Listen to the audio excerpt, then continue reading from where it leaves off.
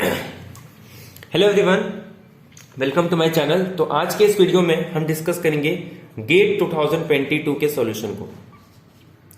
Gate 2022 के solution को इस वीडियो में हम डिस्कस करने वाले हैं, तो प्लीज वीडियो को स्टार्टिंग से एंड तक देखें। तो सबसे पहले हम बात करेंगे कि पेपर के लेवल के बारे में, कि पेपर का लेवल कैसा था। तो अगर मैं बात करूं, अगर इसको डिवाइड कर दूं प्योर और अप्लाइड पार्ट्स में,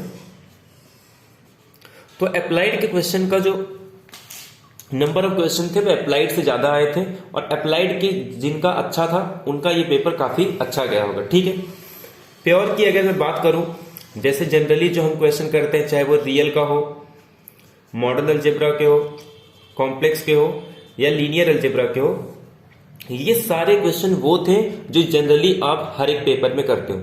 चाहे मैं रियल की बात कर दूं, कॉम्पैक्ट पे पूछा था क्वेश्चन, कनेक्टेड पे पूछा था। इसके अलावा इसमें मल्टी वेरिएबल के क्वेश्चन आपको बहुत देखने को मिलेंगे। मैंने आपको पहले ही कहा था, अगर आपको गेट की एग्जाम की तैयारी करनी है तो मल्टी वेरिएबल आपका अच्छा होना चाहिए। इसमें इंटीग्रेशन के क्वेश्चन पूछे थे, जैसे एक में एरिया पूछ लिया था आपको पैराबोलाइड का, आपको z is equal to x square plus y square देके z is equal to 0 to 1, इसका आपको एरिया पूछ लिया था।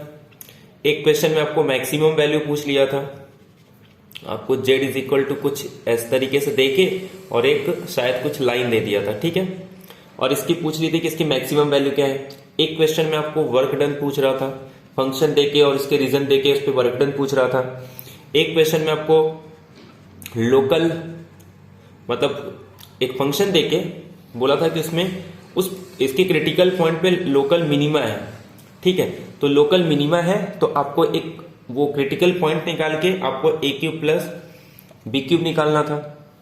एक क्वेश्चन आपका डायरेक्शनल डेरिवेटिव पे था। यानी कि लगभग कह सकते हो कि मल्टी वेरिएबल से आपको लगभग 6 से 7 क्वेश्चन आपको सिर्फ मल्टी वेरिएबल, और आपको पता है रियल से आपके 10 से 11 क्वेश्चन आते हैं। अगर यहां से 7 क्वेश्चन आ गया तो रियल में कुछ बचा ही नहीं। मॉडर्न अलजेब्रा की मैं बात करूं तो ग्रुप थ्योरी के क्वेश्चन तो बहुत सिंपल आए थे। ग्रुप थ्योरी की अगर बात करूं तो ग्रुप थ्योरी के अच्छे क्वेश्चन थे। एक आपका पूछा था साइक्लिक ग्रुप, एक दिया था 12 ऑर्डर का, और पूछ रहा था कि इसके पास कितने साइक्लिक सब ग्रुप होंगे। एक ग्रुप था साइक्लिक ग्रुप, उसके पास कितने सब ग्रुप होंगे ये पूछा था। एक क्वेश्चन में आपको पूछा था कितने नॉन आइसोमॉर्फिक अबेलियन ग्रुप होंगे। इसके अलावा रिंग थ्योरी के क्वेश्चन अच्छे थे, चाहे फील्ड थ्योरी या रिंग थ्योरी की बात करूं। एक क्वेश्चन उसमें आइडियल पे था आई थिंक, और एक क्वेश्चन आपका क्वोशंट रिंग पे था। ठीक है, कॉम्प्लेक्स की एज यूजुअल सिंपल क्वेश्चन आए थे हमेशा की तरह। एक रूसी थ्योरम पे क्वेश्चन आ गया था, नंबर ऑफ जीरोस पूछ रहा था। एक क्वेश्चन आपका आर्ग्यूमेंट प्रिंसिपल पे था। एक क्वेश्चन आपका रेडियस ऑफ कन्वर्जेंस पे आया था। एक क्वेश्चन आपका मोबियस ट्रांसफॉर्मेशन पे आया था कि सर्कल कहां मैप करेगा, मतलब आपको पॉइंट देके कि अल्फा किसी पॉइंट पे जा रहा है, जीरो किसी पॉइंट पे जा रहा है, इंफिनिटी किसी पॉइंट पे जा रहा है, तो क्या सर्कल लाइन पे मैप होगा या लाइन सर्कल पे मैप होगा। इस तरीके के क्वेश्चन थे, एमएसक्यू में क्वेश्चन आया था। ठीक है, तो ये हो गए ग्रुप थ्योरी। बात करूं लीनियर अलजेब्रा पे, तो लीनियर अलजेब्रा के क्वेश्चन आपको एक सिस्टम ऑफ लीनियर इक्वेशन पे था, एक लीनियर ट्रांसफॉर्मेशन पे था। लीनियर ट्रांसफॉर्मेशन पे आपको कुछ पॉइंट पे वैल्यू देके आपको उसके इनवर्स फंक्शन की इनवर्स फंक्शन निकालना था।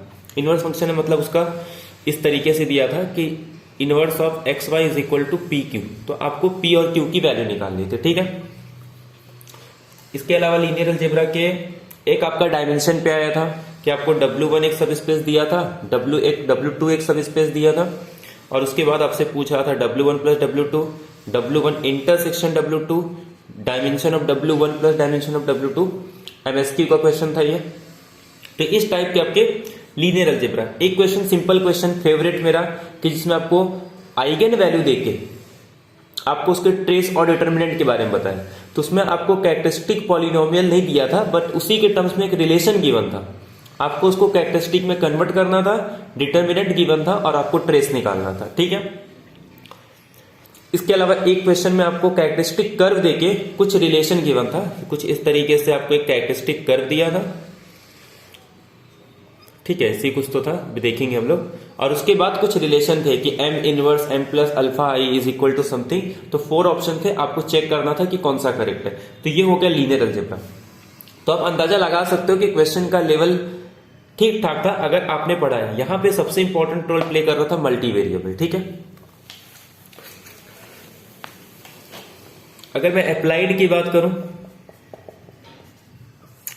तो अप्लाइड में ओडीई एंड पीडीई के क्वेश्चन आपको काफी देखने को मिले होंगे, जिसमें आपको ऑर्डिनरी डिफरेंशियल इक्वेशन में एक क्वेश्चन था dy by d x is equal to cos x y. आपको पूछ रहा था इसके पास यूनिक सॉल्यूशन है, वन सॉल्यूशन है, नो सॉल्यूशन है, या इन्फाइनिटली मेनी सॉल्यूशन, या एग्जैक्टली टू सॉल्यूशन। इसके अलावा एक स्टर्म लिवली प्रॉब्लम था, वेट फंक्शन पे क्वेश्चन था, ठीक है। इसके अलावा एक क्वेश्चन आपको बेसल्स फंक्शन के रिलेशन के बारे में, ठीक है, इसके बारे में, इसके रिलेशन के बारे में कुछ क्वेश्चन था। यहां पे कुछ अल्फा और 2 इस तरीके से करके कुछ तो था, ठीक है। तो एक बेसल इक्वेशन पे मैंने कहा था आपको लीजेंडर पॉलिनोमियल का रिलेशन देखना है और बेसल्स के, इस पे आपको क्वेश्चन बन सकते हैं। एक क्वेश्चन आपका कॉची थ्योरम पे था, कॉची प्रॉब्लम, ठीक है। वही जिस तरीके से पूछते हैं, हमने इस पे बहुत सारे क्वेश्चन किए थे, तो आपको ये क्वेश्चन तो आना चाहिए था, ठीक है। एक कॉची प्रॉब्लम पे था। इसके अलावा एक क्वेश्चन आपका लैप्लास ऑपरेटर पे था, एक क्वेश्चन आपका हीट इक्वेशन पे था, और एक क्वेश्चन आपका ट्रांसफॉर्म पे था, ठीक है। उसमें क्या गिवन था कि आपको एक पार्शियल डिफरेंशियल इक्वेशन है, उसको नॉर्मल फॉर्म में कन्वर्ट किया है। यहां पे कुछ टर्म्स गिवन थे और आपको निकालना था 1/12³ b² माइनस 4ac, ठीक है। आपको ये कैलकुलेट करना था। इसमें आपको हीट इक्वेशन में कुछ रिलेशन गिवन थे कि u of x1 is equal to something, u of x2 is equal to something, u of x, इस तरीके से initial condition, boundary condition given थी और आपको कुछ पूछा था, ठीक है। एक आपका लैप्लास ऑपरेटर पे था। तो ये सारे क्वेश्चन थे हमारे अप्लाइड के। ओडीपीडी हो गया। एलपीपी पे आपका एक 3 वेरिएबल पे क्वेश्चन आया था, एक 2 वेरिएबल पे आया था, एक असाइनमेंट प्रॉब्लम पे क्वेश्चन आया था, और एक आपका ट्रांसपोर्टेशन मॉडल पे क्वेश्चन आया था जिसमें नॉर्थ कॉर्नर मेथड का यूज करके। तो ये आपके एलपीपी के क्वेश्चन हो गए। 3 से 4 क्वेश्चन आपके फंक्शनल एनालिसिस से थे, 3 से 4 क्वेश्चन आपके टोपोलॉजी से आए थे, ठीक है, जिसमें क्लोज कर ये सब पे क्वेश्चन आया था, ठीक है। और 3-4 क्वेश्चन आपके टोपोलॉजी पे आए थे।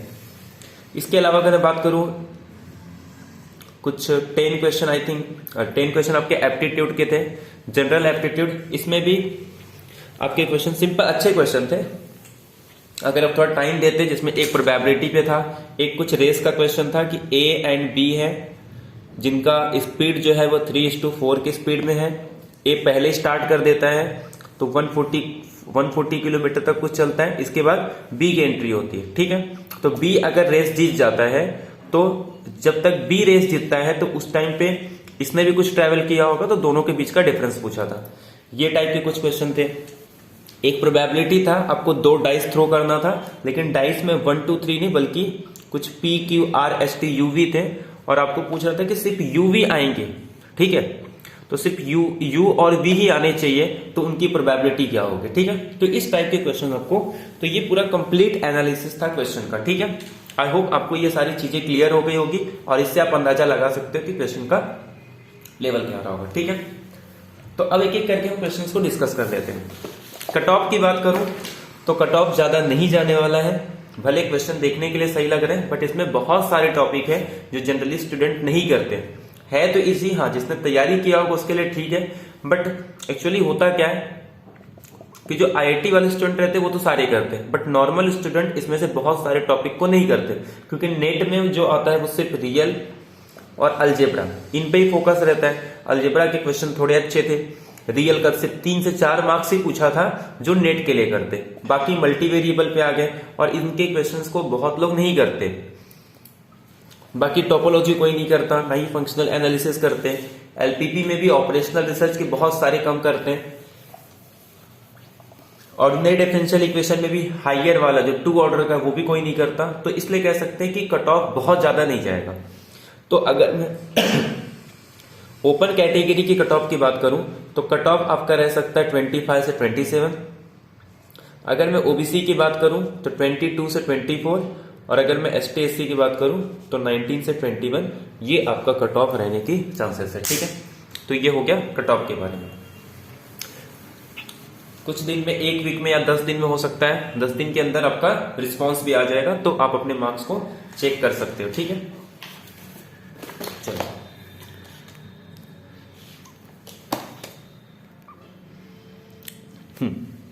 तो पहला एक क्वेश्चन पूछा था कि कितने नंबर ऑफ साइक्लिक सब ग्रुप होंगे इन ग्रुप ऑफ ऑर्डर 12।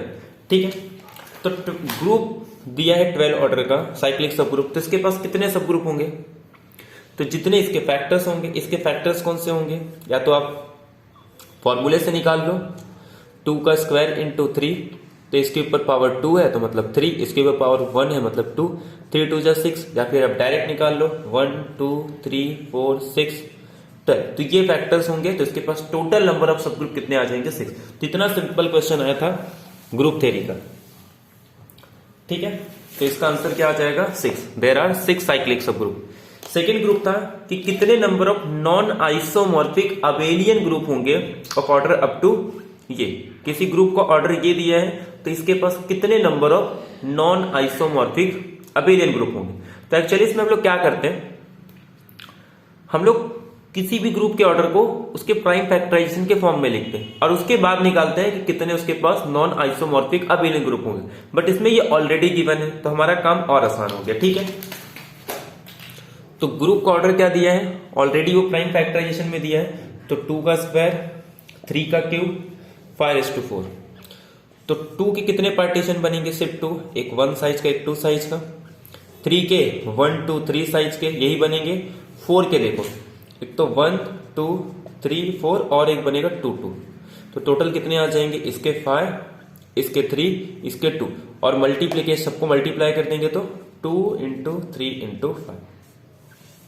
तो there are total 30 non isomorphic abelian group होंगे of order 2 square 2/2 × 3³ × 5/4। I hope ये पॉइंट आपको क्लियर हो गया होगा। तो सेकेंड का आंसर क्या है? 30।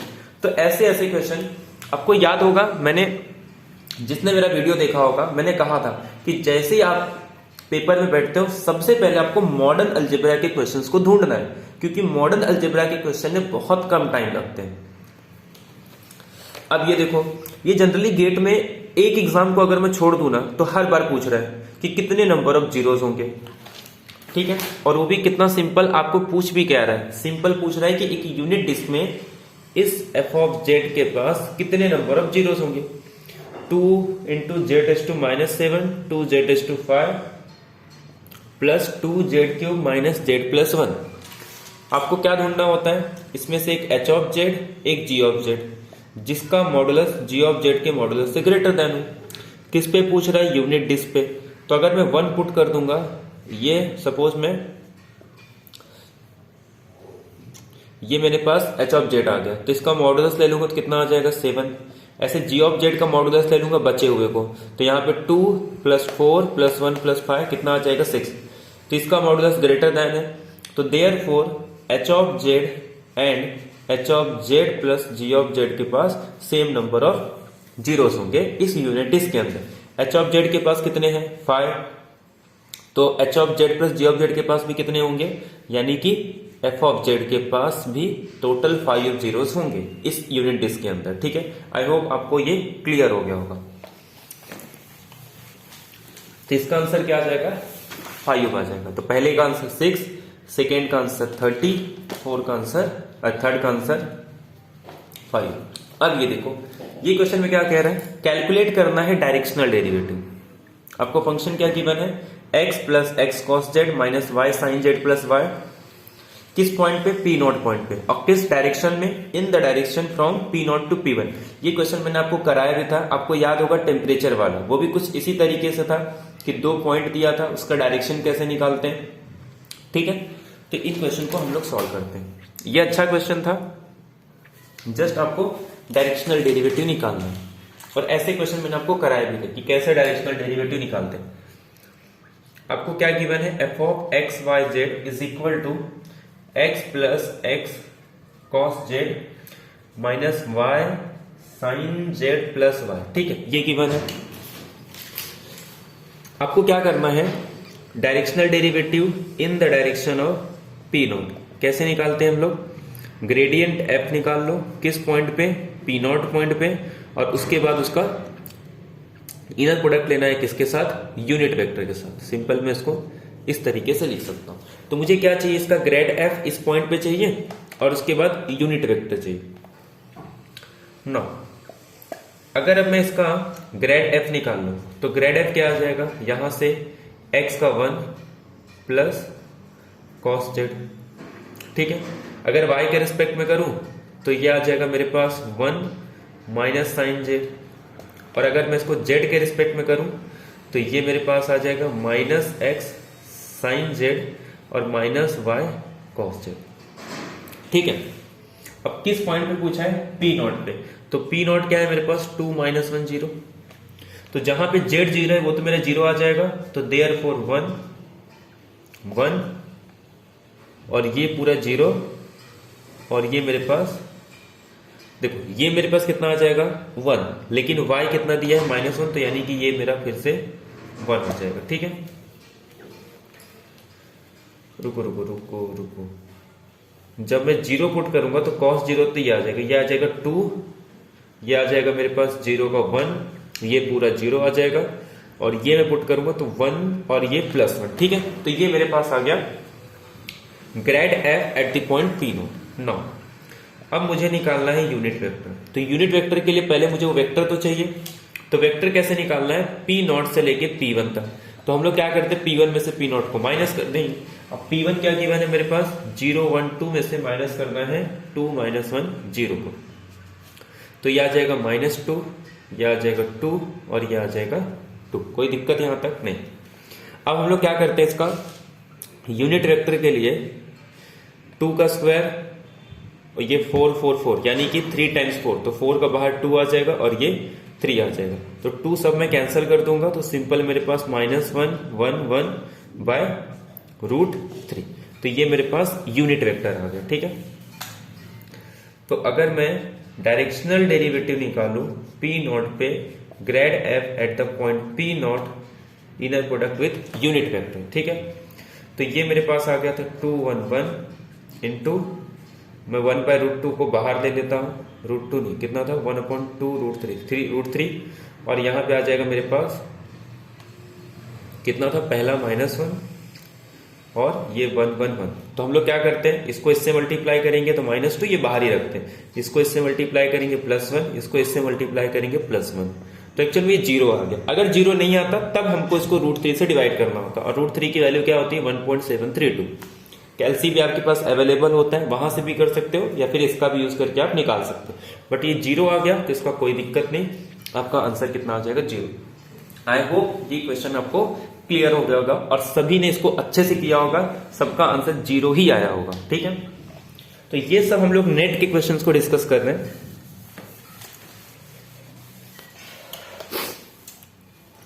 जिसमें आपको ऑप्शन नहीं रहते। ठीक है, और ये क्वेश्चन जनरली सिंपल भी होते हैं। तो पहले का आंसर 6, सेकेंड का 30, इसका 5 और इसका आंसर आपका 0। तो अगर जैसे किसी को ये नहीं भी आया होगा तो आपको पता है कि अगर आपको नेट के क्वेश्चन के आंसर नहीं आते तो आपको या तो 0 पुट करना है या तो 1 पुट करना है। ठीक है, अगर आपको कुछ नहीं समझ में आ रहा नेट के क्वेश्चन में तो आपको या तो उसको कभी छोड़ के नहीं आना, या तो 0 या तो 1। अगर इस क्वेश्चन में किसी को नहीं आता है और उसने 0 किया होगा तो उसको आपको और उसको ये मार्क्स मिल गए होंगे। ठीक है, अब इसमें पूछा था radius of convergence of this, इसका रेडियस ऑफ कन्वर्जेंस पूछा था। ठीक है, अब इसका रेडियस ऑफ कन्वर्जेंस निकालना। मैंने आपको ट्रिक बताया था कि जब भी आपको a⁴n इस फॉर्म में दिया हो, इसका रेडियस ऑफ कन्वर्जेंस 1/a। यहां पे आपको दिया है 3⁻n + 1 इंटू z⁴n, इसके 1 3 से कोई फर्क नहीं पड़ता, ये 3⁻n से फर्क पड़ता है, क्योंकि 1/3 एक पॉलिनोमियल के फॉर्म में आ जाएगा और पॉलिनोमियल का रेडियस ऑफ कन्वर्जेंस 1। ठीक है, तो ये 1/3 को देख के डरना नहीं है, तो इसके सीधे सीधे क्या आ जाएंगे, इसके 1/3। बट यहां पे क्या है √2, तो जितने यहां पे k रहते उसका उतना nth रूट kth रूट ले लो, तो यहां पे 2 है तो 2, तो ये आपका आंसर हो जाएगा। और √3 की वैल्यू क्या होती है 1.732, तो आप इसको डिवाइड कर लो 1.732 से, ये कितना आएगा, या फिर लगभग देखा जाए तो अगर मैं इसको 1.8 से कर दूं, आपके पास ऑलरेडी कैल्सी है, बाकी अगर इसको आप करोगे भी डायरेक्ट भी कर सकते हो, तो कुछ 0.55 से लेके 0.6 के बीच में आंसर आ जाएगा। ठीक है, तो आप इसको कैल्सी से डिवाइड करके आंसर कैलकुलेट कर सकते थे। आई होप ये क्वेश्चन आपको क्लियर हो गया होगा। और ये क्वेश्चन मैंने आपको रेडियस ऑफ कन्वर्जेंस कैसे शॉर्ट ट्रिक से निकालते ये आपको पता है। अब ये देखो, ये क्वेश्चन मेरा देखो कुछ टॉपिक में ना फेवरेट क्वेश्चन, क्योंकि वो जनरली हर बार इनवेरिएबली पूछता है, हर साल, चाहे वो नेट का एग्जाम हो, चाहे वो गेट का एग्जाम हो, चाहे सेट का एग्जाम हो, आपको आइगन वैल्यू वाला जो वो प्रॉपर्टी जिसमें ये कहता है कि sum of eigen value is equal to trace of matrix, characteristic polynomial देके एक्स का कोएफिशिएंट का साइन चेंज कर दो, वो उसका ट्रेस होता है। डिटर्मिनेंट लास्ट वाला -1 रेज़ टू डिटर्मिनेंट ऑफ ए, ठीक है, मतलब जो कांस्टेंट टर्म होंगे।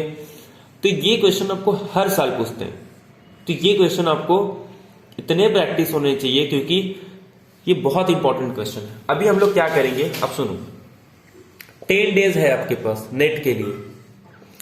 मैं क्या करूंगा इस 10 डेज में, ध्यान सुनना, 50 इंपॉर्टेंट टॉपिक पे डिस्कस करूंगा। ये आप सबको पता है कि ये आपने सबने किया होगा, ठीक है।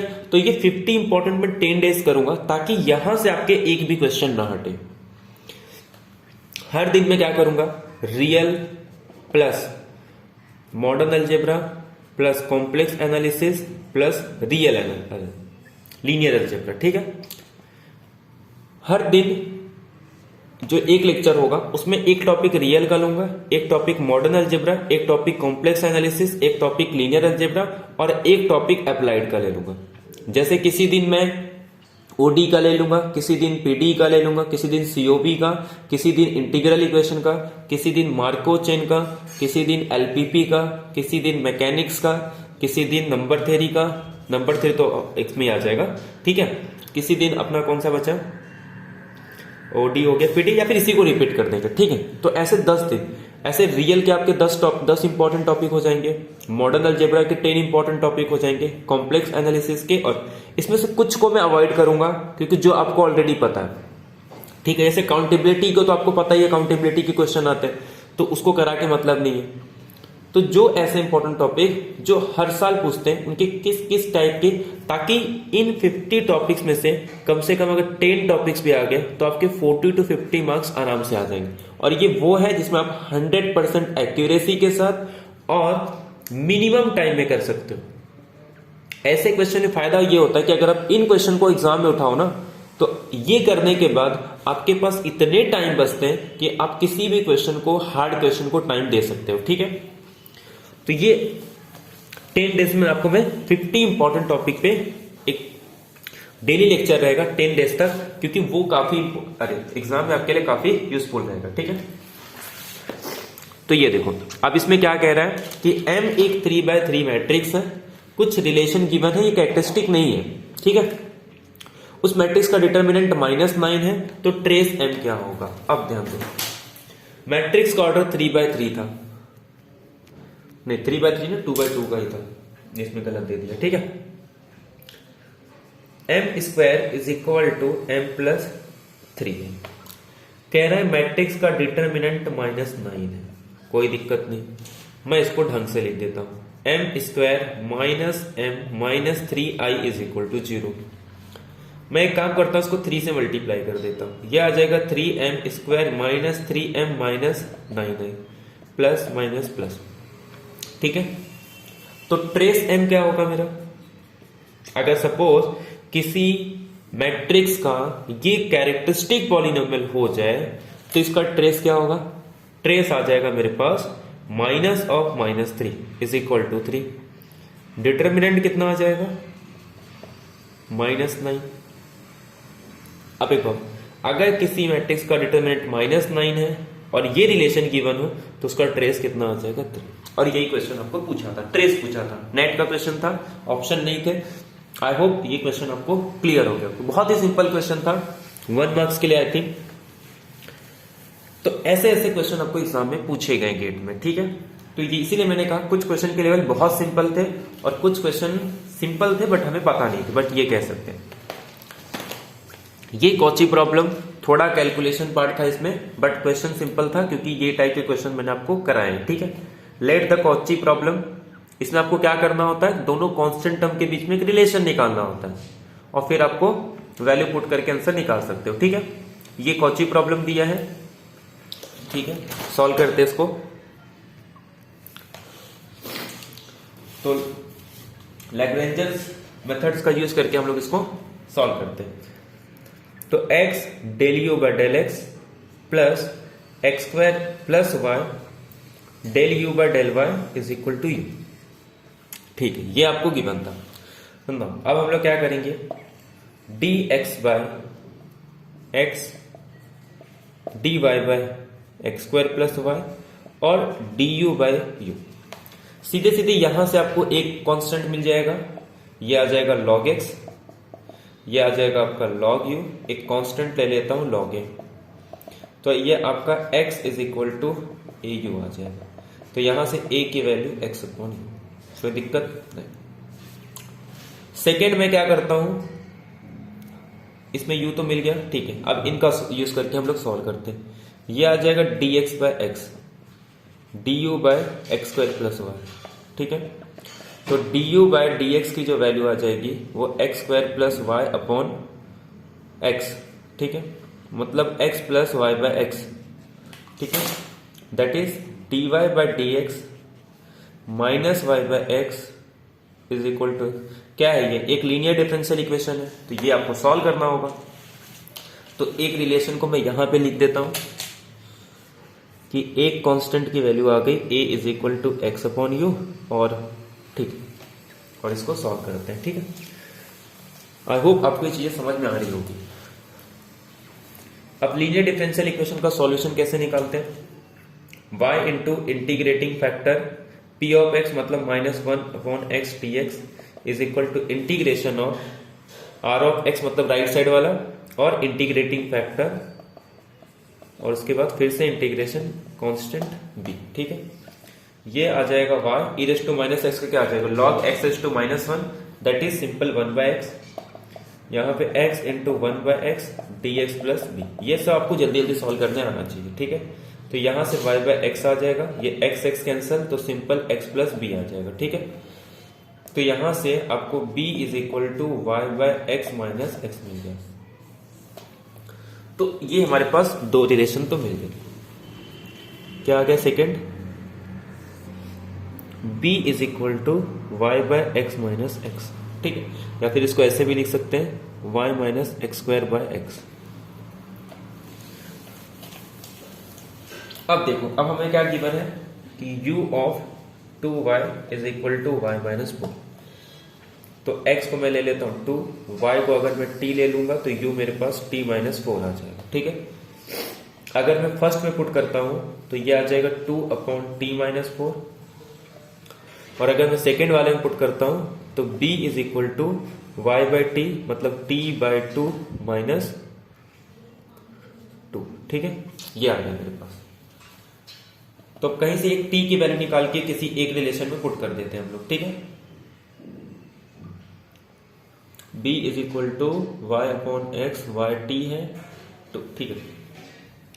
तो यहां से t minus 4 is equal to 2 by a, तो यहां से t is equal to 4 plus 2 by a, ठीक है। तो एक काम करता हूं, इस b को मैं ऐसे भी तो लिख सकता हूं t बाय 2 माइनस 4, तो यहां से b, तो ये मेरे पास 2b, रुको इतना मत करो इसको, b is equal to y by x, तो y कितना है अपने पास t बाय 2 माइनस 2, तो t के प्लेस पे 2 से डिवाइड कर दूंगा, तो ये मेरे पास आ जाएगा सिर्फ t माइनस 4, ठीक है। तो t के प्लेस पे ये पुट कर देते हैं 4 प्लस 2 बाय ए, तो यहां से 4 कैंसिल, 2 से 2 कैंसिल, तो a b is equal to 1 मिल जाएगा, ठीक है। तो ये रिलेशन आपको मिल गया। अब एक बार ये रिलेशन मिल गया तो खेल खत्म, आपको ए बी तो गिवन ही है, तो रिलेशन आपको बस यही चाहिए रहता है कि ए बी और बी के बीच में, ए और बी के बीच में रिलेशन चाहिए रहता है। तो a b is equal to 1, तो ए की value x upon u, b की value y by x minus x is equal to 1। ये आ जाएगा आपका x से x कैंसिल, या फिर एक काम करो u को ये साइड लेके आ जाओ, तो x से x कैंसिल y और ये x स्क्वायर आ जाएगा। पूछा क्या है आपको, y ऑफ 1 2, तो 2 माइनस 1 का स्क्वायर यानी कि 1 आ गया। ठीक है, तो आपका जो u ऑफ 1 2 है वो आंसर आ गया 1। इसीलिए मैंने कहा था जबकि आपको कुछ ना पता हो तो या तो 0 करो या तो 1 करो। अगर किसी ने इसमें 1 किया होता, नहीं भी आता, फिर भी उसका आंसर करेक्ट हो जाता। ठीक है, तो आई होप ये क्वेश्चन आपको क्लियर हो गया होगा। ठीक है, तो ये सिंपल कॉची प्रॉब्लम का क्वेश्चन था, तो इसका आंसर आपने सबने सही किया होगा। तो ये सब हम लोग अभी तक नेट के ही क्वेश्चन कर रहे हैं। अब आ जाता है आपका एमएसक्यू और एमसीक्यू। ठीक है, तो जो जो क्वेश्चन याद थे वो सब मैंने कर लिए, बाकी एग्जैक्ट क्वेश्चन याद नहीं था। एक बार रिस्पॉन्स आ जाएगा तो नेट के क्वेश्चन, नेट के एग्जाम के बाद हम लोग साथ में गेट और इसके भी कर लेंगे। ठीक है, फिलहाल के लिए जितने क्वेश्चन याद है वो एक एक करके हम लोग डिस्कस कर लेते हैं। अब इसमें देखो, ये भी सिंपल क्वेश्चन है लीनियर अलजेब्रा का। W1 आपको एक सब स्पेस दिया है, W2 एक सब स्पेस दिया है R³ का, और कह रहा है इसका डायमेंशन निकालना। ठीक है, dimension of W1 intersection W2, dimension of W1 plus dimension of W2 minus ये, तो ये सब रिलेशन है। ठीक है, हमें पता है कि W1 यूनियन W2 सब स्पेस फॉर्म नहीं करता है, लेकिन W1 प्लस W2 सब स्पेस फॉर्म करता है, और वो स्मॉलेस्ट सब ग्रुप होता है generated by W1 union W2।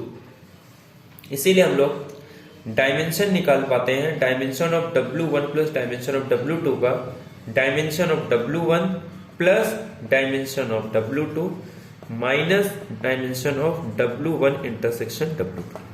एक तो ये पॉइंट आपको पता होना चाहिए। ठीक है ना, अब dimension of W1 is equal to कैसे निकालते हैं, कितने नंबर ऑफ वेरिएबल है, कितने number of linearly independent equation. अब अगर एक ही इक्वेशन है तो उसके पास एक लीनियरली इंडिपेंडेंट वेक्टर होता है, तो कितना आ गया 2। सेकेंड भी ऐसे कर सकता हूं, number of variable 3, linearly independent equation 1, तो आंसर आ गया 2। तो कुछ अलग से कैलकुलेट नहीं करना था, बहुत सिंपल था। 3 minus 1 is equal to 2, 3 minus 1 is equal to 2। अगर W1 इंटरसेक्शन W2 की बात करूं तो दोनों होने चाहिए, मतलब ये कंडीशन भी सेटिस्फाई होना चाहिए, साथ में 2x1 plus 3x³ is equal to 0 ये भी होना चाहिए। तो यहां से मैं क्या कर सकता हूं, x1 को x3 के फॉर्म में लिख सकता हूं, तो x1 को माइनस 3 बाय x³, तो x1 तो x³ में हो गया। कितने वेरिएबल है 2, कितने इक्वेशन है 1, तो 2 माइनस 1 1, यानी कि इसका डायमेंशन कितना आ जाएगा 1। हो गया क्वेश्चन आपका। पहले ऑप्शन में कह रहा है कि dimension of W1 intersection W2 is equal to 1, तो करेक्ट ऑप्शन। सेकेंड कि dimension of W1 plus dimension of W2 minus dimension of W³ is equal to 1। W1 का डायमेंशन 2, W2 का डायमेंशन 2, इसका डायमेंशन 3, तो 4 माइनस 3 इज इक्वल टू 1, तो ये भी correct option है। थर्ड ऑप्शन कह रहा है कि डायमेंशन W1 W2 इक्वल है, तो W1 W2 इक्वल है, तो ये भी करेक्ट। फोर्थ ऑप्शन में कह रहा है कि dimension of W1 plus W2 is equal to 2, तो W1 प्लस W2 कितना हो जाएगा 2 प्लस 2 माइनस इंटरसेक्शन, तो 4 माइनस 1 कितना आ रहा है 3, जबकि वो 2 दिया है, तो रॉन्ग आ गया। तो ये वाला ऑप्शन आपका रॉन्ग है। तो ये एमएसक्यू का क्वेश्चन था, मल्टीपल सब क्वेश्चन, तो इसमें आपका 1 2 3 ऑप्शन करेक्ट है, बाकी फोर्थ ऑप्शन आपका इनकरेक्ट है। आई होप आपको ये क्वेश्चन समझ में आया होगा। सिंपल डायमेंशन के बेसिस पे ये क्वेश्चन है।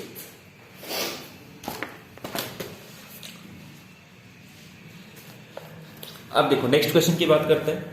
आपको एक सीरीज गिवन है an x to n, ये कन्वर्ज कर रहा है -3 पे और डाइवर्ज कर रहा है 6 पे। -3 पे करे 3 पे करे कुछ फर्क नहीं पड़ता, आप उतने रेडियस का एक सर्कल बना लो, पूरे नेबर पूरे उस सर्कल के अंदर डिस्क में कन्वर्ज करता है। किसी पॉइंट पे डाइवर्ज करे, इसका मतलब ये गारंटी दे रहे हो कि उसके बाहर के मतलब एक सर्कल बनाओ 6 रेडियस का, उसके बाहर हमेशा डाइवर्ज करेगा। दो स्टेटमेंट है। पहला स्टेटमेंट कि ये जो सीरीज है क्या ये कन्वर्जेंट है। सेकेंड स्टेटमेंट ये है कि इस पावर सीरीज का interval of convergence -4 to close interval 4 तक है। ठीक है, वही ऑप्शन में वही कि A true B false, A false B true, both false neither not. ठीक है, क्वेश्चन क्या है ध्यान समझना। कह रहा है कि -3 पे एक सीक्वेंस कन्वर्ज है, मतलब पूरे इसमें भी कन्वर्ज होगा। कह रहा है 6 पे डाइवर्ज है, बाहर डाइवर्ज करेगा, तो इसके बीच में मेरा कुछ रेडियस ऑफ कन्वर्जेंस आएगा। ठीक है, क्या होगा पता नहीं, हो सकता है 4 हो सकता है 5 हो, बट यहां पे गारंटी है कन्वर्जेंस है और इसके बाहर गारंटी है कि डाइवर्जेंस है। ठीक है, अब कह रहा है क्या ये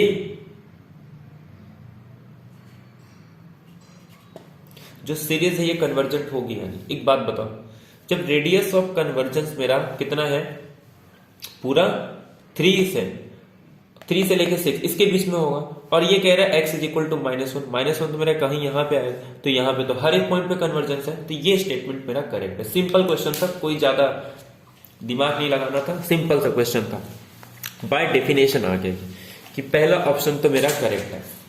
सेकेंड क्वेश्चन काफी इंटरेस्टिंग था, मैंने आपको शॉर्ट ट्रिक भी बताया है कि ऐसे क्वेश्चन को कैलकुलेट करने की जरूरत नहीं है। मैंने बहुत सारे लेक्चर लिए रेडियस ऑफ कन्वर्जेंस पे, चाहे पहले नेट की बात हो, नेट में भी बहुत बार लिया है, सेट में 2 बार वीडियो ला चुका हूं इस पे, और ऐसे बहुत सारे क्वेश्चंस में ही बताया हूं, चाहे वो कॉम्प्लेक्स में या रियल एनालिसिस में, कि किस तरीके से हम लोग कैलकुलेट करते हैं।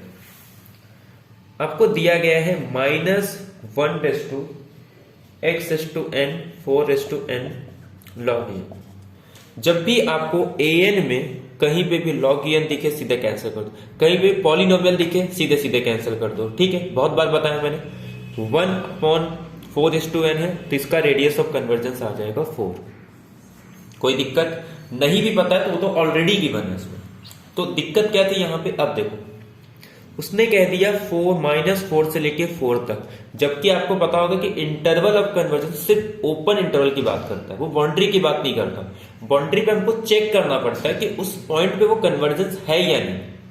ठीक है, उसके लिए कोई थ्योरम नहीं, उसको आपको पुट करके चेक करना पड़ता है, वो एक सीरीज बन जाती है।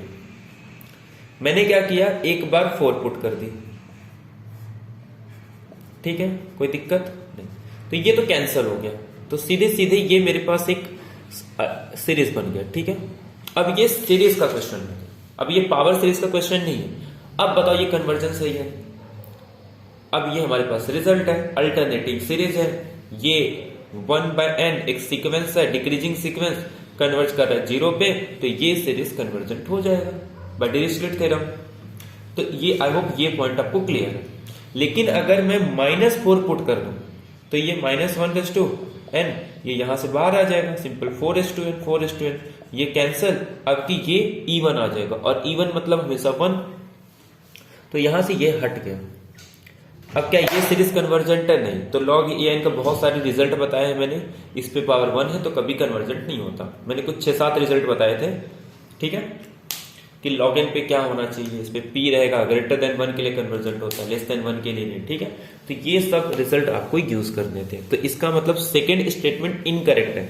आपको लगा होगा कि 4 है, हाँ ठीक है सही बात है, 4 इसका दिया है तो वो इंटरवल ऑफ कन्वर्जेंस होगा, तो ऐसा नहीं है, वो क्लोज इंटरवल गिवन है। तो आपको चेक करना था -4 और 4 पे, तो यानी कि पहला स्टेटमेंट आपका करेक्ट है जबकि सेकेंड स्टेटमेंट आपका रॉन्ग होगा। आई होप ये पॉइंट आपको क्वेश्चन क्लियर होगा। ठीक है,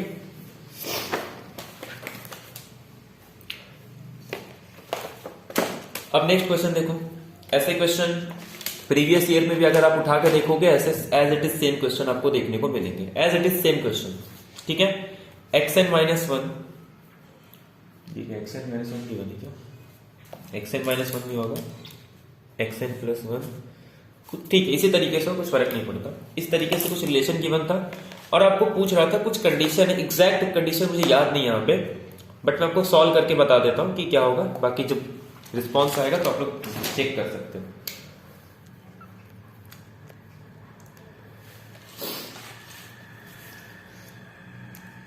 xn plus 1 is equal two upon 1 upon इस तरीके से कुछ दिया था, ठीक है। ये हम लोग प्रूव कर पाते हैं कि ये जो सीक्वेंस है कन्वर्जेंट होता है। हम लोग ने इसका बाकायदा प्रूफ भी देखा है जब सीक्वेंस को टॉपिक डिस्कस किए थे तब, ठीक है। xn plus 1 is equal to xn upon 2 plus 1 upon xn। क्या करते हैं हम लोग, हमें पता है कि अगर कोई एक सीक्वेंस कन्वर्जेंट है तो उसमें कुछ फाइनाइट टर्म ऐड कर दें, सब्ट्रैक्ट कर दें, उससे कन्वर्जेंस पे कोई दिक्कत नहीं आती। तो अगर इसका लिमिट l है तो सबके लिमिट क्या आ जाएंगे l। नीचे 2l दिख रहा है, इसको गायब करने के लिए 2l से मल्टीप्लाई कर दो तो 2l स्क्वायर, 2 कैंसिल हो जाएगा l स्क्वायर, यहाँ पे l कैंसिल हो जाएगा, 2 बचेगा, कोई दिक्कत नहीं। तो l square is equal to 2, तो therefore l is equal to plus minus root. आपको पता होगा एक टर्म भी अगर पॉजिटिव दे दे तो आपका रेडियस ऑफ कन्वर्जेंस √2 हो जाएगा, ठीक है। अगर निगेटिव दे दे तो आपका -√2 हो जाएगा। ये डिपेंड करता है x0 पे। बट हाँ, x0 आपका 0 नहीं होना चाहिए। अगर 0 आ गया तो फिर बार बार वही रिपीट होंगे, तब भी रिलेशन का कोई मतलब नहीं है। आप लोग एक बार ऑप्शन चेक करके देख सकते हो कि इसका जो कन्वर्जेंट होगा ये √2 पे ही होगा, और उसमें यही कहा था कि √2 पे कन्वर्जेंट होगा। फिर x0 पे कंडीशन थी, एग्जैक्ट कंडीशन मुझे याद नहीं क्या था, बट जो ऑप्शन रिस्पॉन्स आएगा तो उसमें से एक ऑप्शन। तो ये देखो, कोई भी एक पॉजिटिव वैल्यू ले लूं तो बाकी इसके सारे टर्म पॉजिटिव आएंगे, तो ये इसी पे कन्वर्ज होगा। निगेटिव वाला टर्म होगा तो फिर निगेटिव पे करेगा। तो अगर √2 पे कन्वर्ज कर रहा है तो आपका x0 पे कंडीशन पूछा था, बस। लास्ट ऑप्शन में डाइवर्जेंट पूछा था, वो तो होगा नहीं। फर्स्ट, सेकंड, थर्ड में से ही कोई ऑप्शन करेक्ट था। I think third option he correct था, ठीक है। चलो,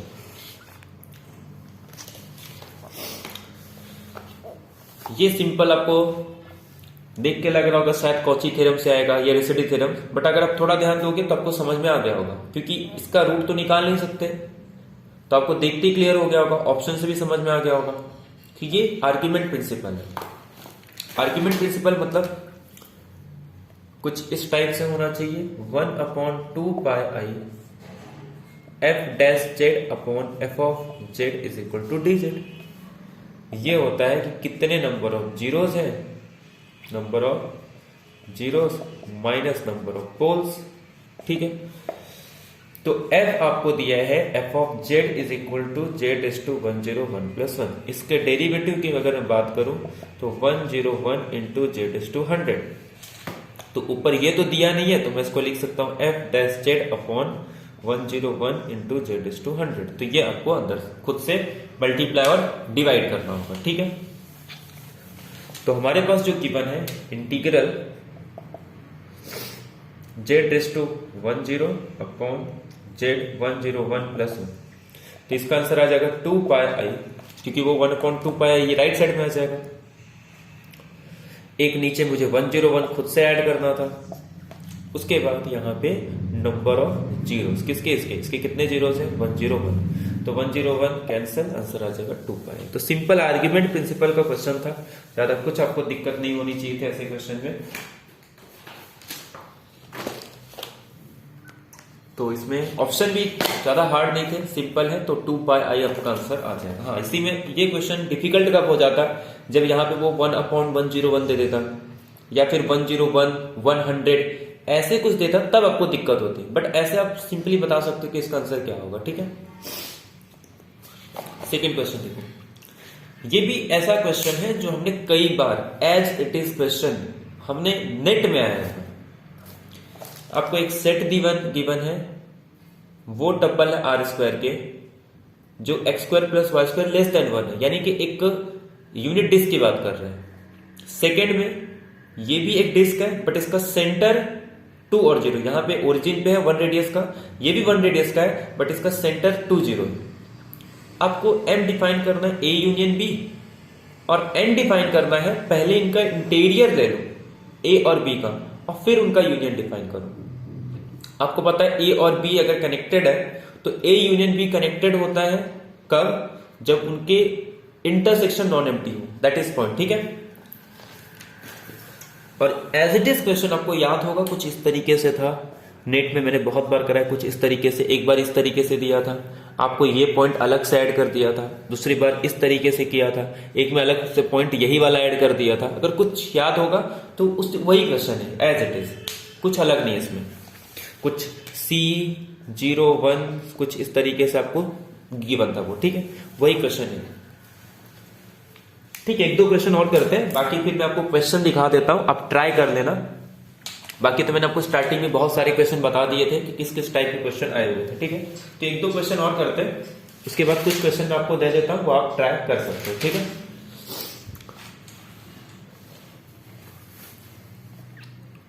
तो पहला क्वेश्चन क्या है कि x y belongs to r square such that x square plus y square is less than 1। मतलब ओरिजिन पे खड़े होके एक क्लोज डिस्क बनाना है यूनिट रेडियस का, ठीक है। सेकेंड क्या कह रहा है कि जो बी सेट है इसमें वो सारे ऑर्डर पेयर होंगे सच दैट एक्स माइनस 2 का whole square plus y square is less than. ये भी एक क्लोज डिस्क है, बट सेंटर आपकी 0 और 2 है और रेडियस 1। तो इसमें मेरा बाउंड्री पॉइंट आएगा, ठीक है। ये एक ए है और एक बी है। तो अब एक बात बताओ, अगर मैं दोनों का यूनियन ले लूं तो क्लियरली कनेक्टेड है, क्योंकि ये पॉइंट इसमें कॉमन आ गया। कॉमन पॉइंट कौन सा इसमें से 0 और 1, अरे सॉरी गलती से 1 और 0, ये कॉमन पॉइंट है। तो देयरफॉर एम अगर मैं डिफाइन करूं ए यूनियन बी तो ये क्या आ जाएगा, कनेक्टेड आ जाएगा, कोई दिक्कत नहीं इसमें। अब एन को मैं डिफाइन कर रहा हूं interior of A union interior of B. अब क्या होगा, सिर्फ ये अंदर वाला पार्ट है, ये बाउंड्री पार्ट मेरा है नहीं, ये इसमें से अंदर वाली, ये बाउंड्री पॉइंट नहीं। तो ये जो कॉमन पॉइंट है ना 1 0, ये नहीं आ रहा, मतलब दोनों में कोई भी कॉमन पॉइंट नहीं है। और ए और बी कनेक्टेड हो और दोनों का इंटरसेक्शन नॉन एम्प्टी हो तो ए यूनियन बी कनेक्टेड नहीं होता, ठीक है। तो देयरफॉर सेकंड इनकरेक्ट है, फर्स्ट करेक्ट है, that is A union B is connected but N is not connected. तो ये भी रियल एनालिसिस का अच्छा क्वेश्चन था। आपको दिख रहा होगा कि जो मैं मेन सब्जेक्ट की बात करूं, जो आप नेट के लिए प्रिपरेशन करते हो, उन सारे क्वेश्चन का लेवल बहुत सिंपल है, ठीक है। तो इसमें आपका m is connected but n is not connected, तो सी ऑप्शन आपका करेक्ट हो गया होगा, ठीक है। ये बड़ा अच्छा क्वेश्चन है। ये टाइप के क्वेश्चन मैंने आपको कराए थे, सॉरी पेड क्लास में कराया था कि ये टाइप के अगर क्वेश्चन आते हैं, अगर ये आर में होगा तो उसको कैसे सोचना है, अगर क्यू में होगा तो कैसे सोचना होगा, दोनों में अलग है, ठीक है। और यहां पे मैंने एक चीज भी बताई थी कि इन्फिनिटी का मतलब कुछ नहीं होता, वो कुछ नहीं होता। ऐसे ही रैशनल के अंदर अगर √2 भी आ जाए, √3 भी आ जाए तो वो उसको एज ए इन्फिनिटी समझता है, उसको पता ही नहीं कि ये चीज क्या है। इन्फिनिटी कुछ ऐसा नहीं, कोई एक फिक्स नहीं है कि बहुत बड़ा मतलब कितना बड़ा, जो चीज हमको नहीं पता उसको इन्फिनिटी मान सकते हैं। तो वही सेम कॉन्सेप्ट यहां पे भी यूज करना है। अगर मैं ये रियल को ले लूं, जैसे फॉर एग्जांपल अगर मैं इसको मैट्रिक्स स्पेस की बात करूं तो ये क्वेश्चन का आप आंसर सीधे दे दोगे, ये क्लोज नहीं है बट बाउंडेड है। लेकिन ये मैं बात कर रहा हूं रियल के ऊपर, क्योंकि रियल के अंदर मुझे पता है कि ये जो 2 और 3 क्या है, और इसका जब मैं रूट लूंगा तो √2 √3 उस सेट के अंदर है। लेकिन अगर मैं इसको इन्फिनिटी से रिप्लेस कर दूं, माइनस इन्फिनिटी से लेकर इन्फिनिटी, ये क्या है मुझे पता नहीं, तो हम लोग क्या बोलते हैं कि ये बाउंडेड नहीं है। तो दोनों में डिफरेंस होता है, कि मैंने बताया था, ठीक है। अब इसमें जो मैट्रिक्स स्पेस है वो दिया है QT, ये सबसे इंपॉर्टेंट पॉइंट था। नहीं तो आप लोग क्या करते हैं, सीधे कहते हैं ये कनेक्टेड, सॉरी क्लोज नहीं है बट बाउंडेड है, बट ऐसा नहीं है इसमें, ठीक है। QD मेरा मैट्रिक्स स्पेस है, D मेरा यूजुअल मैट्रिक्स स्पेस है, कोई दिक्कत नहीं। E एक सेट है जिसमें वो सारे रैशनल नंबर होंगे जो 2 और 3 के बीच में होंगे, ठीक है। वो सारे रैशनल नंबर होंगे जो √2 और √3 के बीच में होंगे। मैं पॉजिटिव ले रहा हूं, ठीक है, निगेटिव वाले तो इसके बीच में होंगे।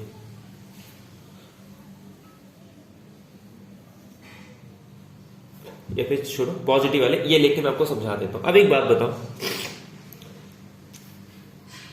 ये बाउंडेड है, ये क्लोज है।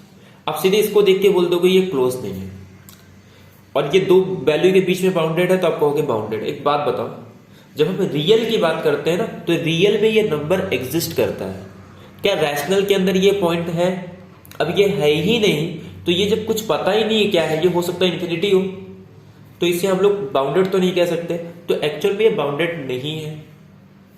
क्लोज की बात करते हैं। अच्छा एक बात बताओ, इसमें हम लोग ये सिंबल यूज करते हैं, क्या ये क्लोज नहीं है? ये पूरा आर है तो ये क्लोज भी है, कोई दिक्कत नहीं है। जबकि सिंबल किसका यूज करते हैं? माइनस इन्फिनिटी का, क्योंकि हमें पता नहीं वो एंड कहाँ होता है। तो ऐसे यहां पे भी है, ये तो पता ही नहीं ना क्या है, क्यू के अंदर हम लोग मैट्रिक्स स्पेस क्यू है, तो इसका मतलब ये क्लोज है, तो उल्टा हो जाता है। ये चीजें आपको ध्यान रखनी। तो ये क्लोज तो है बट बाउंडेड नहीं है, इसीलिए कॉम्पैक्ट नहीं है। ठीक है, तो आपको मैट्रिक्स स्पेस पे भी ध्यान देना होता है। तो इसमें ये जो सेट है ये बाउंडेड नहीं है। आई थिंक मुझे फोर्थ ऑप्शन ध्यान, ये क्या है यहाँ पे, तो इसमें ई जो है आपका कॉम्पैक्ट तो नहीं है, इसलिए नहीं कि वो क्लोज नहीं है, इसलिए क्योंकि वो बाउंडेड नहीं, क्लोज है। रियल में होता तो क्लोज नहीं होता, बाउंडेड होता, लेकिन क्यू के अंदर ये क्लोज है बट बाउंडेड नहीं। नाइदर, ये तो रॉन्ग हो गया, क्लोज है क्योंकि क्लोज है बट नॉट कॉम्पैक्ट, तो सी ऑप्शन आपका करेक्ट होगा। आई थिंक इससे बहुत सारे क्वेश्चन स्टूडेंट्स ने क्वेश्चन रॉन्ग किया होगा। ठीक है, तो इसका आपका क्लोज बट नॉट कॉम्पैक्ट। 13 वाला देखते हैं। ठीक है, इसमें क्या कह रहे हैं, एम एक मैट्रिक्स है, R S to M cross, मतलब एक मैट्रिक्स है M by N matrix order का। ठीक है, एम की वैल्यू ग्रेटर देन एन है, एन ग्रेटर देन 2 है। पहला स्टेटमेंट ये है, अच्छा ये पूरा स्टेटमेंट एक है, यहां पे नहीं, यहीं से, कि mx इज इक्वल टू 0, यानी कि होमोजेनियस सिस्टम ऑफ इक्वेशन के पास सिर्फ और सिर्फ यूनिक सॉल्यूशन होगा।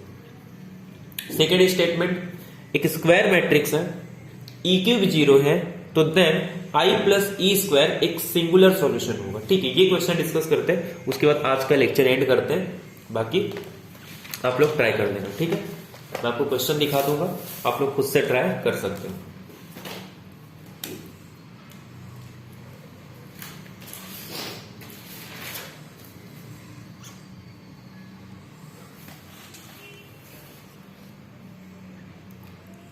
ax is equal to 0,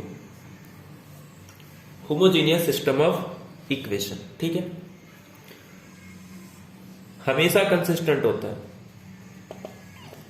homogeneous system of linear equation consistent हमेशा होता है, कोई दिक्कत नहीं होती।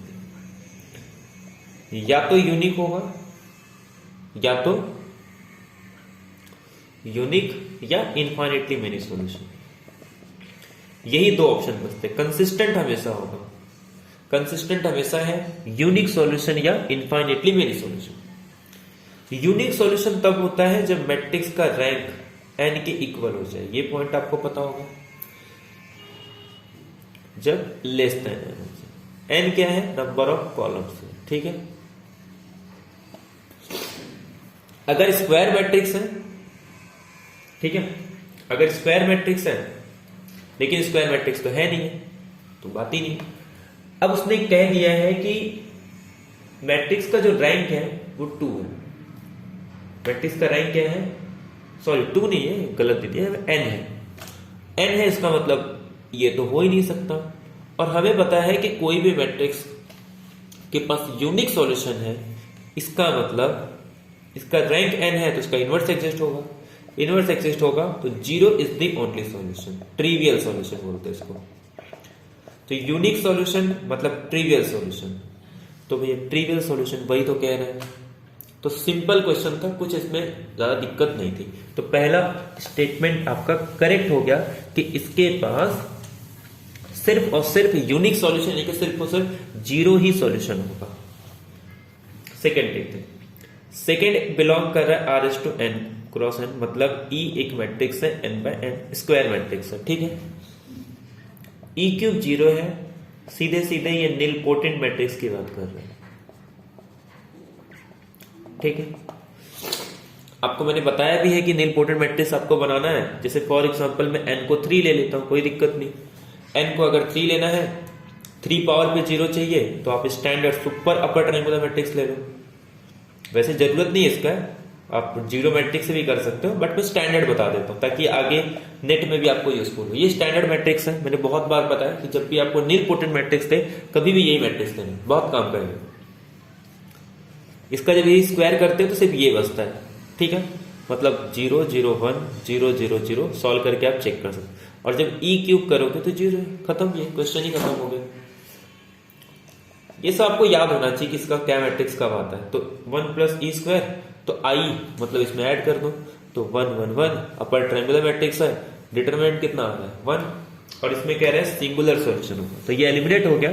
इसके अलावा अगर आप जीरो मैट्रिक्स पे ले लोगे, क्योंकि इसमें कहीं भी नहीं दिया था कि नॉन जीरो मैट्रिक्स, अगर आप को जीरो भी ले लेते हो तब भी आई प्लस जीरो आई आ जाएगा, जबकि वो नॉन जीरो, ठीक है। तो जीरो से भी कर सकते हो, तो वो सिंगुलर बोल रहा है जबकि ये सिंगुलर नहीं है, तो आपका फर्स्ट ऑप्शन करेक्ट है, जबकि सेकेंड ऑप्शन आपका इनकरेक्ट हो गया। आई होप ये क्वेश्चन भी आपको क्लियर है।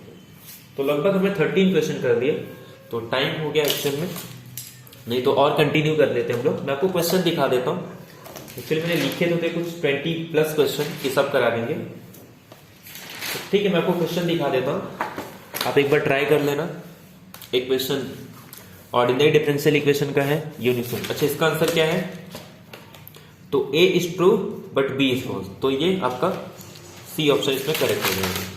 एक क्वेश्चन आपका सिंपल, ये किसका क्वेश्चन था? ये MCQ। आपको इसमें सॉल्यूशन पूछा है इनिशियल वैल्यू प्रॉब्लम का, कि यूनिक सॉल्यूशन, इनफाइनिटी मेनी सॉल्यूशन। ये क्वेश्चन आपको इसके क्रिटिकल पॉइंट फाइंड आउट करने हैं, तो जिस पॉइंट पे लोकल मिनिमम है तो A cube plus B cube क्या होगा, ये क्वेश्चन। अच्छा, इसके ऑप्शन नहीं लिखा हूं मैं, इसमें ऑप्शन में जो मैं बता रहा था कि M एक 3x3 मैट्रिक्स है, ये उसका कैरेक्टरिस्टिक इक्वेशन है, और आपको पूछा है कुछ रिलेशन थे M square M plus alpha beta, ऐसे 4 ऑप्शन थे, वेरीफाई करना था कि कौन सा करेक्ट है। ये मैंने बताया था इक्विपोटेंशियल, क्योंकि सेट कॉम्पैक्ट है, जस्ट ये यूनिफॉर्मली कन्वर्जेंट हो जाएगा तो वो इक्वी कॉन्टिन्यूअस हो जाता है। आपको क्या करना है, इसमें लिमिट पुट कर दो, सीधे सीधे पता चल रहा है, लिमिट पुट करोगे 0 आएगा हर एक पॉइंट के लिए, 0 1 पे, तो मतलब ये पॉइंट वाइज कन्वर्जेंट है, और जिस फंक्शन पे कन्वर्ज कर रहा है वो कॉन्टिन्यूअस भी है। जस्ट आपको यूनिफॉर्मली कन्वर्जेंट करना है, यूनिफॉर्मली कन्वर्जेंट के इसका डेरिवेटिव निकाल लो, डेरिवेटिव इसका कुछ 1/n आएगा। अगर वैसे भी डायरेक्ट रिपोर्ट कर सकते हो तो कोई दिक्कत नहीं, 1/n square 1/n square, uniformly convergent शायद नहीं है, ये चेक कर सकते हो। 1/n पुट करके आप mn निकाल सकते हो बाय mn टेस्ट, ठीक है। ये rx/x⁴ + 4 दिया है, आपको पता है कि r के अंदर 2 से ज्यादा कोई भी पॉलिनोमियल ले लो वो रिड्यूसिबल होता है।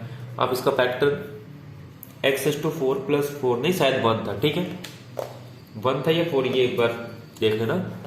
तो ये आप सिंपल, ये फील्ड तो नहीं होगा तो आईडी भी नहीं होगा इसमें, क्योंकि आर फील्ड है, फील्ड नहीं तो आईडी भी नहीं, तो ये क्वेश्चन आप लोग कर सकते हो, ठीक है। 20 ये क्वेश्चन था आपका लीनियर ट्रांसफॉर्मेशन का, आपको पॉइंट पे वैल्यू गिवन है, चाहो तो आप मैट्रिक्स निकाल के इनवर्स निकाल सकते हो, बट वो जरूरत नहीं है, आप सीधे सीधे इसका ट्रांसफॉर्मेशन निकाल लो। ट्रांसफॉर्मेशन में मैंने आपको याद होगा अभी एक क्वेश्चन लिया था मल्टी वेरिएबल, उसमें बताया था कि कैसे इनवर्स निकालते हैं। आप सीधे सीधे जब भी रिलेशन आएगा u पुट कर लो, v पुट कर लो, x और y की वैल्यू निकाल लो, बाद में उसको रिप्लेस कर देना pq से। तो आई थिंक इसका a वाला ऑप्शन करेक्ट होगा कि x = pq और y = 2p - q आएगा। ये एरिया ऑफ पैराबोलॉइड कैलकुलेट करना है, ठीक है। एक मैक्सिमम वैल्यू था, इस टाइप का क्वेश्चन, एग्जैक्ट मुझे पता नहीं है। ऐसे ही आपको एक वर्कडन वाला क्वेश्चन था, तो इस तरीके के क्वेश्चन, और भी बहुत सारे क्वेश्चन थे, मैंने लिखा नहीं है। एक बार रिस्पॉन्स आ जाएगा तो नेट के क्वेश्चंस के बाद हम लोग सारे क्वेश्चन डिस्कस कर लेंगे। इससे होता क्या है कि आपको एक आइडिया लग जाता है, क्योंकि इसमें देखो बहुत सारे क्वेश्चन जैसे सेट में आए थे उससे रिलेटेड आए थे, प्रीवियस ईयर के, तो प्रीवियस ईयर के क्वेश्चंस बहुत इंपॉर्टेंट होते हैं। मैं फिर से यही कह रहा हूं, अगर आप नेट के लिए प्रिपरेशन कर रहे हो तो प्रीवियस ईयर के क्वेश्चन अच्छे से कर लेना, ठीक है।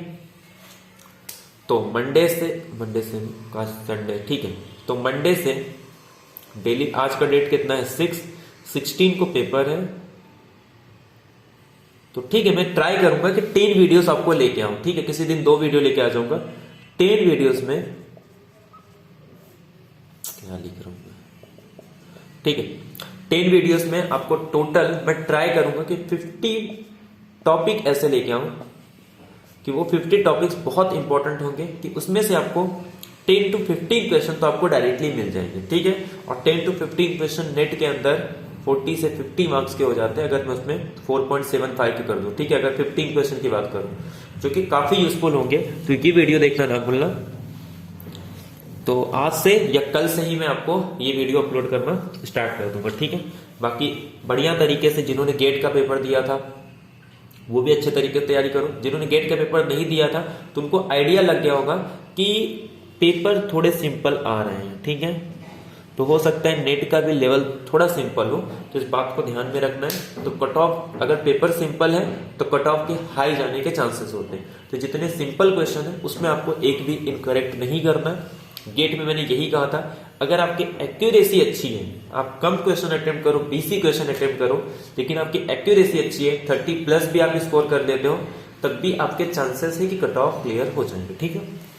बाकी अच्छे लाने के लिए तो आपको सब पढ़ना ही पड़ेगा। मिलते हैं नेक्स्ट लेक्चर में। Thank you very much, have a nice day.